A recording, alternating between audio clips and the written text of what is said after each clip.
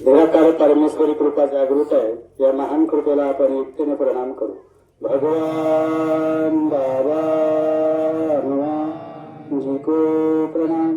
महान त्यागी बाबा जुमले जी को प्रणाम।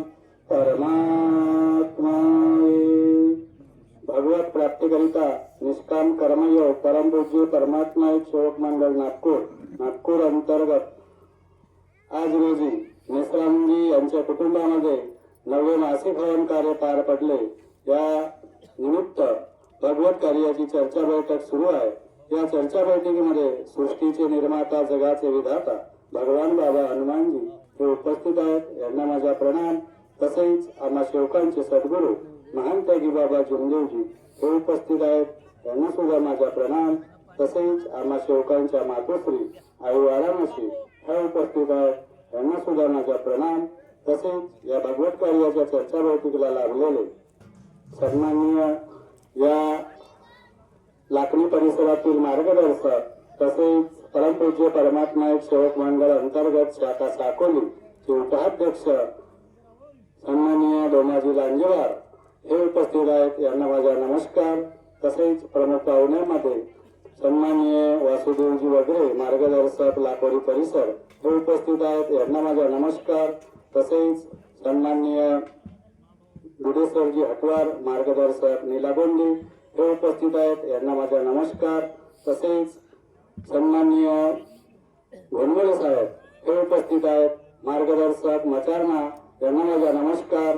तसेच या भगवत कार्याचे आयोजक सन्माननीय लक्ष्मणजी लांजेवार मार्गदर्शक कनेरी परिसर हे उपस्थित आहेत। यांना माझा नमस्कार। तसेच आमचे बंधू राजूभाऊ सार्वे खुडसावडी आणि परमपूज्य परमात्मा एक सेवक मंडळाअंतर्गत शाखा भंडाराचे संचालक हे उपस्थित आहेत। यांना माझा नमस्कार। तसेच परमपूज्य परमात्मा एक सेवक रमेश भाऊ कांबळे मुक्काम खुर्शीपार हे उपस्थित आहेत। यांना माझा नमस्कार। तसेच या भगवत कार्याच्या चर्चा बैठकीला लाभलेले संचालक म्हणून परमपूज्य परमात्मा एक सेवक झलके भाऊ हे उपस्थित आहेत। या बैठकीचे संचालक यांना माझा नमस्कार। तसेच मंचावर उपस्थित वनवेजी हे उपस्थित आहेत। यांना माझा नमस्कार। तसेच या गावातील ज्येष्ठ सेविका हटवारबाई ह्या उपस्थित आहेत। यांना माझा नमस्कार। तसेच उपस्थित सेवक सेविका बालगोपाल सर्वांना माझा नमस्कार। तर पहा या अगोदर खूप सुंदर आपल्याला अनुभवाच्या माध्यमातून आणि परमेश्वरी कार्यावर जे विचार आपल्याला भेटले आहेत आणि ह्या विचाराचा आपल्याकडून सोनं कसं करायचं हे पुन्हा आम्हा सेवकावर आहे। तर बाबा दुःखी होते आणि त्यांनी परमेश्वरी कृपा प्राप्त केली आणि त्यांच्या कुटुंबावर जे दुःख होते ते दुःख नाहीसे झाले। त्याचप्रमाणे आम्ही सर्व सेवक सुद्धा दुःखी होतो आणि आम्ही काही परमेश्वरी कृपा प्राप्त केली का? नाही केली। आणि बाबांनी दिलेल्या कृपेची एक छोटीशी एक त्यामधून प्रसाद आपल्याकडे आणले आणि त्या प्रसादीवर आपले विचार बाबांनी जे दिले 4 तत्व 3 शब्द 5 नियम या अनुषंगाने आपण आपल्या कुटुंबात त्या नियमाचा त्या बाराखडीचा आचरण केलो आणि म्हणून आपण सेवक सुखी झालो आणि या ठिकाणी आपण एकत्रित बसलो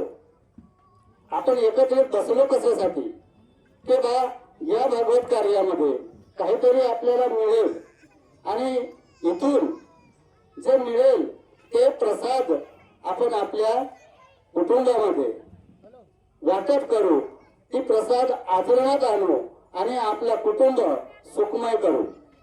तर सुखी झालो आपण, सर्व गोष्टी आपल्याला मिळाल्या, आपण परमेश्वराला मागतच आलो, परमेश्वर देतच आला, परंतु परमेश्वरी कृपेमध्ये राहून आपण सुखी झालो, मग यानंतर काय?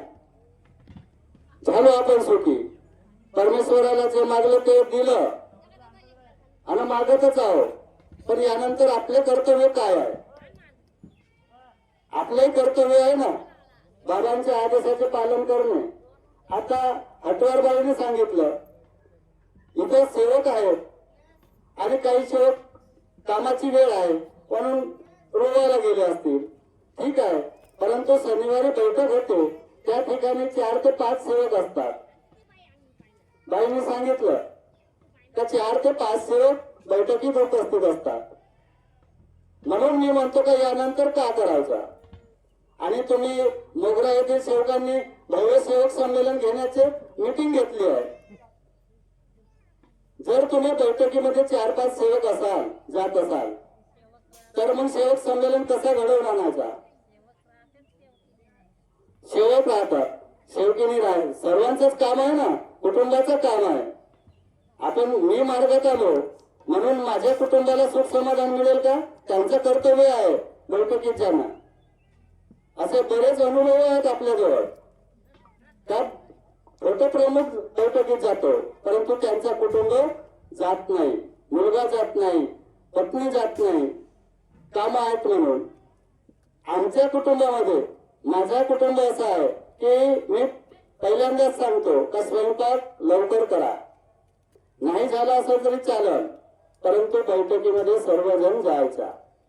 माझे 2 मुलं आहेत, पत्नी आहे, आई आहे. आम्ही जरी कदाचित नाही गेलो तर, परंतु माझ्या आईची चर्चा बैठक कधीच फुकट नाही. जरी ती गावालाही गेली कोण्या गावी, त्या गावात माहिती काढते का बैठक कुठं आहे, त्या गावात बैठकीला जाते. आणि म्हातारी आहे आई, आई आजच्या दिवस तू येऊ नको म्हणतो मी, पाण्या पावसाचे दिवस आहे, 1 किलोमीटर बैठकीला जावं लागतं कारण टोले आहे. नाही नाही म्हणते मी, तुम्ही कसं जाते म्हणते बैठकीत? तर आम्ही गाडीने जातो, तर मग मला गाडीवर न्या म्हणते, न्यावं लागते. 2 मुलं आहेत, एक ना एक कोणताही मुलगा बैठकीत नेते, तिला न्यावाच लागते.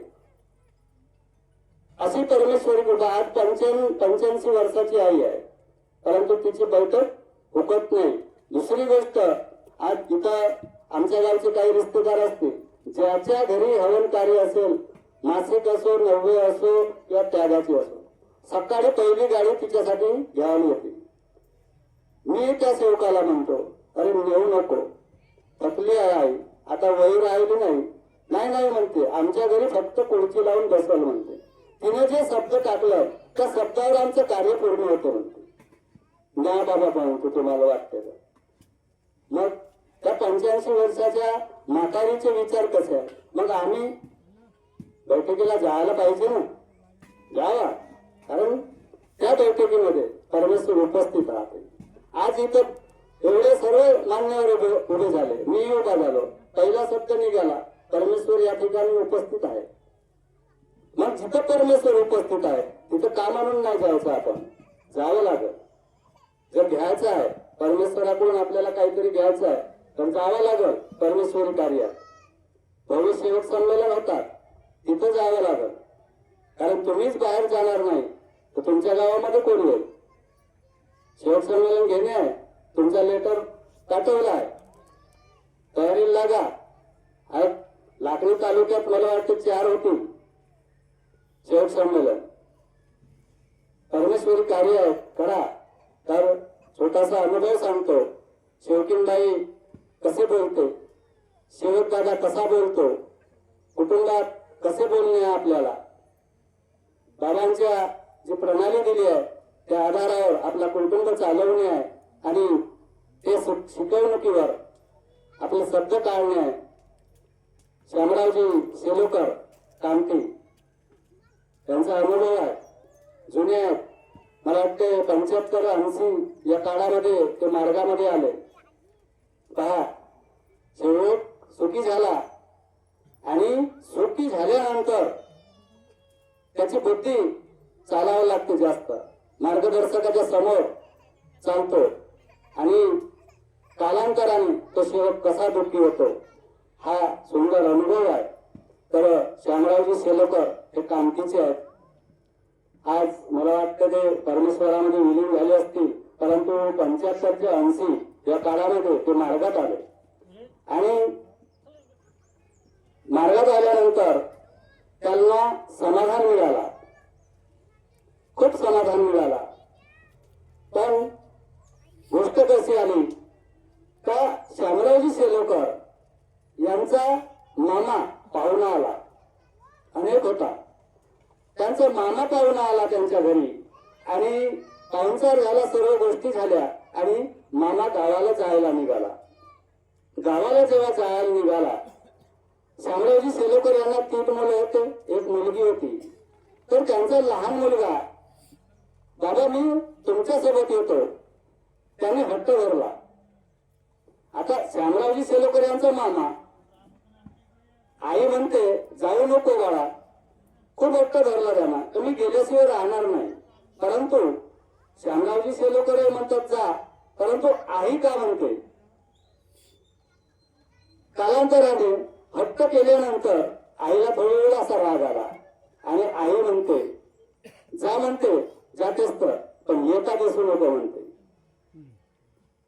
परमेश्वर शब्द हाच सैतान आहे, शब्द हाच भगवान आहे. आणि त्या मुलाला त्यांचा शामरावजी सेलोकर यांचा मामा घेऊन गेला गावी. गावी गेल्यानंतर त्यांचे मुलं होते, त्या मुलांसोबत तो खेळला आणि त्याच दिवशी त्यांच्याच विहिरीमध्ये पडून गेला, पडून मेला. रात्रीला त्यावेळेस फोन वगैरे काहीच नव्हते. रात्रीला माणूस आला त्यांच्याकडे, त्याला तुमचा मुलगा मरण पावला.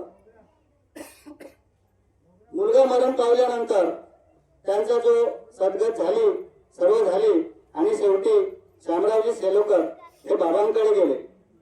बाबांकडे गेल्यानंतर त्या शामरावजी सेलोकर यांनी आपली सर्व कहाणी सांगितली. तर बाबा मी या परमेश्वरी कार्यामध्ये आलो, मला खूप समाधान मिळाला आणि आज ह्या 2 दिवसामध्ये अशी अशी घटना माझ्याकडून झाली. तर बाबा म्हणायला लागले कुठेतरी चुकले असाल तुम्ही. तेव्हा त्यांनी सांगितलं का माझ्या जे सहचारी आहे, माझी पत्नी आहे, तिने असे असे बोलले.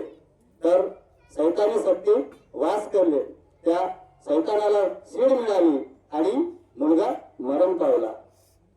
मार्गदर्शन केला त्यांनी बाबांनी शामरावजी सेलोकर यांना आणि सामरचे कार्य सुरू करायला सांगितला. शामरावजी सेलोकर यांनी आपले कार्य सुरू ठेवला. परमेश्वरी कार्यामध्ये एवढे विलीन झाले, एवढे गुंग झाले तर जिथं म्हटलं तिथं हवन कार्य असो, कुठेही असो, बाबांनी एखादा आदेश केला तिथं शामरावजी सेलोकर जायचे. एवढे त्यांच्याकडे सर्व काही मिळायला लागले. शामरावजी सेलोकर यांनी प्लॉट घेतला, मकान बांधला आणि त्या मकानावर कृपा भगवंताची असं नाव लिहिला. त्या मकानावर कृपा भगवंताची असं नाव लिहिला आणि व्यवस्थित त्यांचा कुटुंब चालू होता. परंतु पहा काही सेवक त्यांचा डोकं जास्त चालावं लागते. मार्गदर्शकाच्या मगाशीच म्हणलो का मार्गदर्शक सांगतो त्याच्यावर काही सेवक का म्हणतात की बा हा असा कुठे मार्गदर्शक राहते का, असं कुठे सांगतात का, असेही काही सेवक म्हणतात. आम्ही सेवक आहोत, आम्ही मार्गदर्शक नाही. बाबा मंडळांना आदेश दिला या मार्गदर्शक मंडळींना सेवकांना आदेश करण्याचा, ते बरोबर आपला नियम पाळतात. परंतु आपण त्यांच्या समोर जाण्याचा प्रयत्न करतो, असा होता कामा नये. तर 90 ते 92 संस्था वेगळी निर्माण झाली उमरेडला आणि त्या सेवकांनी, उमरेडच्या सेवकांनी बाबांची अफवा पसरवली की बाबांची कृपा कमी झाली, बाबांची जी शक्ती आहे ती कमी झाली. कारण अफवा फैलवला, कारण त्यांचं साधत नव्हतं तिकडं उमरेडला, तिकडे संस्था निघाली 90-92 आणि त्यांनी अफवा फैलावायला लागली. तर अफवा फैलवता शामरावजी सेलोकर यांच्या कानावर आली आणि त्यांनाही वाटलं का बाबांची शक्ती कमी झाली आणि तो शामरावजी सेलोकर हा त्या अफवेमध्ये घोरमडला आणि तो उमरेडला जोडला, त्या संस्थेला जोडला. त्या संस्थेला जोडल्यानंतर काय झालं त्या कुटुंबाचं, शामरावजी सेलोकर यांच्या आता 2 मुलं राहिले होते. एक मुलगा व्यसनी झाला, दुसऱ्या मुलाला कॅन्सर झाला आणि जो व्यसनी होता त्याची पत्नी अंगावर मातीचा तेल टाकून पेटली. तो कुटुंब गेला. आता तो कॅन्सरवाला होता, तोही गेला आणि त्याच्या कुटुंबाचा नायनाट झाला, उद्ध्वस्त झाला. म्हणून काही कच्च्या कानाचे सेवक असतात त्या अफवावर विश्वास करतात. काही कच्च्या कानाचे सेवक असतात त्या अफवावर विश्वास करतात आणि परमेश्वरी कार्याला दूर सारतात. तर आपण ह्या प्रत्येक कार्यामध्ये जातो, सेवक संमेलनामध्ये जातो, सेवक नव्या हवन कार्यामध्ये जातो आणि तिथं जे आपल्याला जे परमेश्वरी कृपा मिळते ती साधारण नाही. त्या कृपेला धरून आपल्याला चालणे एवढे मार्गदर्शक, एवढे मान्यवर आपल्याला नेहमी सांगतात आणि आपण जर एखाद्या जो विस्कळलेला कुटुंब आहे, जो कधी परमेश्वरी कार्याला जातच नाही, अशा मार्गदर्शकावर किंवा अशा सेवकावर विश्वास करतो आणि आपली कृपा आपल्यापासून आपण दूर सारतो आणि दुःखास पात्र होतो. तर सेवक बंधूंनो, वेळ जास्त घेतली आहे तर परमेश्वरी कार्य तुम्ही आपल्या घरी करा. 4 तत्व, 3 शब्द, 5 नियमाचा काटेकोरपणे पालन करा आणि आपला कुटुंब सुखमय जीवन जगा. तर असो, वेळ जास्त झाली आहे तर मी इथेच आपले विचार थांबवतो. सर्व सेवक बंधू भगिनी बालगोपाल सर्वांना माझ्या